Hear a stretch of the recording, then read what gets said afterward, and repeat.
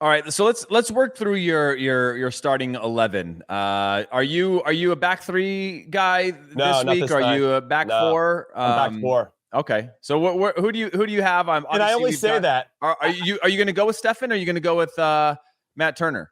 I'm going to go with Matt Turner. I think that he had the 3 games under his belt the last time around. I think that rapport is very important, especially with the center backs in front of you in terms of what you're asking, the communication that you're giving.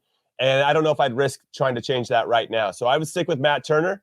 I would go, and he also had the opportunity to play against Jamaica in the Gold Cup as well. So he's maybe familiar with these players. I mean, Zach wouldn't have that big of an issue with that. And obviously you could say the Premier League with Mikel Antonio and all that. I'll go back 4. I do believe that we have some recency bias because, as you mentioned before, we had 2.5 months, 2.5 games where everybody's like, Gregg Berhalter might need to go. And then that last 45 minutes against Honduras, everybody's like, oh man, our team's amazing. Look at Ricardo Pepi. He's so good. And we switched to a back 4 though in that game. And it was McKenzie and Miles Robinson. And then Anthony Robinson came in. So I got those 3 in for sure. I would love to see Chris Richards get the run out, but because he's only got 3 caps, because he just doesn't have that, you can use it against him or maybe quite frankly, I think he's got to earn his way back in. Right? I think he earned himself a call up again, playing really well with Hoffenheim. We've seen he's had a few kind of hit or miss performances with the national team, but you maybe he gets thrown into the fire at some point to show that. But I think again, maybe that recency bias is, and sorry to interrupt you here, that recency bias of that back line is really important because when John Anthony Brooks came out, John Anthony Brooks is not coming into this camp. He hasn't been replaced by another defender. We saw Tim Ream being replaced by Zimmerman. You now have the ability to almost the perfect excuse to go back to a simplicity in that back line of guys who are going to fight. When Robinson and McKenzie settled into that, they were pretty locked down defenders and they looked comfortable of sort of moving that line together, and they played far better than I have seen of any center back pairing. And I think there's a value to that than necessarily coming in and disrupting it. I do think there's a spot somewhere for Richards along these 3 games, but I think there is an kind of an earn it or earn your way out for these 2 guys at the moment. No, 100%. And I do think that Gregg will lean on that last 45 minutes as an example as to this is what we want to do. Now, I will mention when I think about the flow and rhythm of that game, we scored so early in the second half, Anthony Robinson, to get back in it. You could feel the game open up a little bit. And I thought we managed the game really well when it opened up, and we had some bright subs that were taking advantage of that space. And maybe that played into the hands of McKenzie and Miles Robinson a little bit, where now we're actually going to be in a straight, probably have 65, in my opinion, 65 to 70% possession. And now you got Mikel Antonio looking to hit us on the counter, and Bobby Reed trying to, in between the lines, trying to find those passes that can unlock the back line. Then you got Shamar Nicholson, who could start as well, who's 6'4", so if they start hitting some deep crosses, I mean, there's a couple things you have to counter and think about with regard to who you're going to start. So I wouldn't be surprised, I guess, maybe less to see Chris Richards, who I do think will get a game, but maybe not this first one, and maybe Walker Zimmerman, because it won't be, if we think we're going to be defending a lot of crosses, I don't know. It's interesting, but I do think it'll be, and I would prefer to see Miles Robinson and Mark McKenzie, Anthony Robinson on the left, and Serginho Dest on the right. But again, I do think that Serginho Dest area is a place where we could get exploited. We saw it against Canada. DeAndre Yedlin stepped up. There was a big gap. Miles Robinson didn't slide over, and we got punished for that. So that, I think, and the coaching staff has got to be on it. You got to stay connected to your outside backs in a way that you can give them cover. If you have a player like Alphonso Davies with regard to Canada, if everybody remembers that goal, Jamaica's going to try to punish us in the same way as those gaps between probably our outside backs pushing forward and our center backs. So that's an area of concern, but I'm sure that they've talked about it, and hopefully it'll be eradicated pretty quickly. Yeah, and I think that comes down to that comfort, right? I think the benefit to me with this back line is that now Mark McKenzie didn't play until that final game. Robinson's been in it since the Gold Cup, and I think now they're getting more experience. And I do believe that there is a growth experience from Nations League to now Gold Cup to now actual World Cup qualifying, away matches, home matches, knowing the difference between the two, understanding the feel of your home crowd versus being very, very away from home. And by the way, Mikel Antonio is not traveling for these matches. He'll be staying back. So I think that's a huge win. Oh, wow. That's great. I didn't see that. For the U.S. And I can't confirm that, but I did read that online, and it looked like it was a quote coming from Mikel Antonio saying that he's decided with the help of his club and the national team and the logistical issues that he won't be coming in, which is a huge bonus for. Well, you say that, and now that if we can extrapolate that out, I actually think that Jamaica looked better when Mikel Antonio wasn't in the team. Not maybe in terms of aesthetics, but in terms of kind of doing the work and being harder to play against. With all due respect to Mikel Antonio, I just do think it is a lot of travel. You're kind of getting plopped into a team that you never play with and guys you never play with. And they're probably looking at you like, save us, score goals, man. You know, and that's a lot of responsibility, I think, on players when you might not have the supporting cast to put you in good spots to make plays. So in some ways, I actually think Jamaica looked better when they didn't have their superstars. They were tough to play against Mexico and obviously got a draw against Costa Rica as well. It was the one game at home against Panama where they struggled when they had all their guys. Yeah, it would have been nice for them to have that full roster all summer long to start to figure out how they want to play, right? You can add Antonio, who's the greatest goal scorer West Ham's ever had.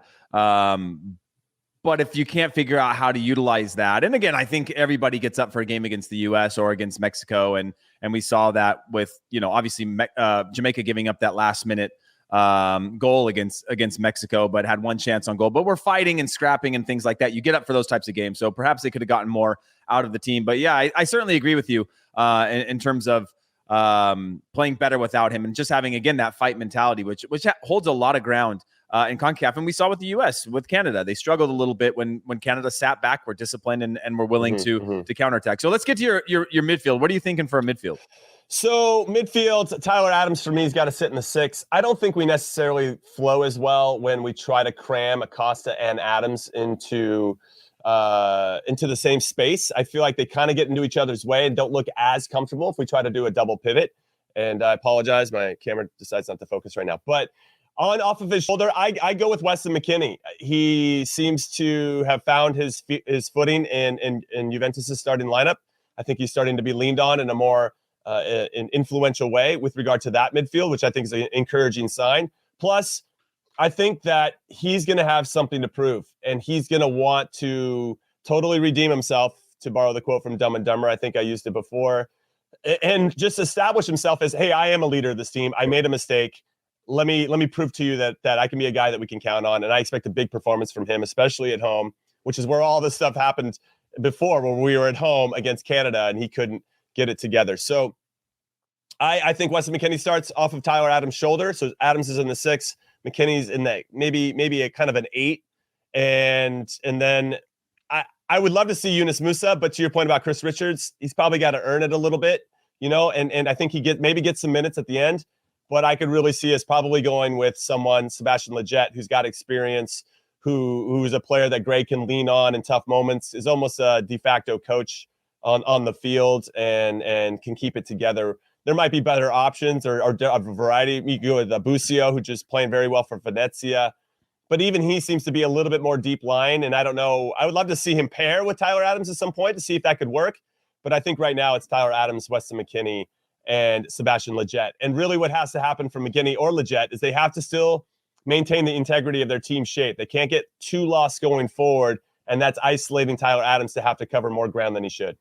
Yeah, I think we get a little bit fooled with the quality of the player that we have in terms of our buildup, right? And I go back to, again, when we had Paul Arriola on HQ the other day talking about how they're going to get more vertical. And that, to me, was like, okay, that makes sense with Tyler Adams and Weston McKennie. I think Tyler Adams has really struggled.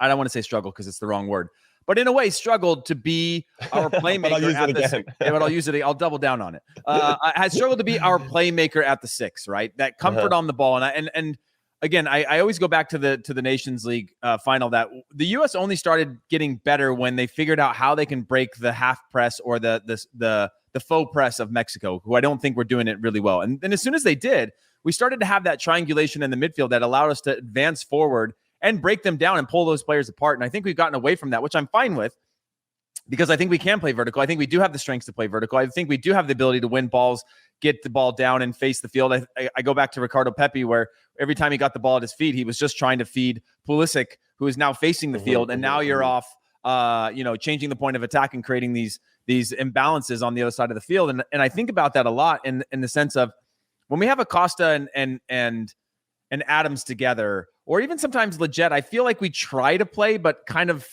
not really. There's not a confidence. When I look at the way that El Salvador plays, Honduras plays, Panama, these kind of Central American sides that will play through everything, right? Little flicks, touches, that comfort, that technical ability, and it's risk-taking, but it works, and it's beaten the U.S. consistently, as well as other teams in CONCACAF. I don't think we're there yet in terms of that comfort and willingness to take risks in that sort of chaos, because it is a different type of build-up play. So I do like what you're saying in terms of McKennie and Adams, allowing one of them to be potentially a late runner while still having a balance with a Leggett or a Yunus Musa if you allow him to spring forward, but making sure you constantly have that balance, that you're not sitting with the double pivot or two guys just sitting too deep, where now we're just blocking lanes to our striker, we're blocking lanes to our attacking players, but still providing something.